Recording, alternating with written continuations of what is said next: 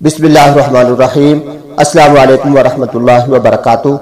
मेरे बुजुर्गों, भाइयों और दोस्तों, अल्लाह जल्ल शाअनुहु ने इस दुनिया की तहलीक के दूसरे मरहले में सबसे पहले दिन और रात को पैदा फरमाया।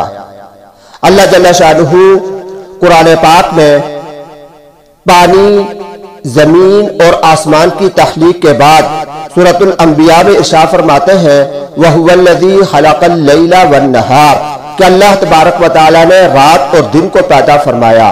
पानी और जमीन और आसमान की तख्लीक के बाद दिन और रात का जिक्र करना इस बात की तरफ इशारा है कि अल्लाह पाक ने जमीन और आसमान की पैदाइश के बाद दिन और रात को पैदा फरमाया। मुअज़्ज़िज़ सामीन कराम, दिन और रात कहते किसे हैं, मैं इसकी तारीफ आपके सामने बयान कर देता हूँ।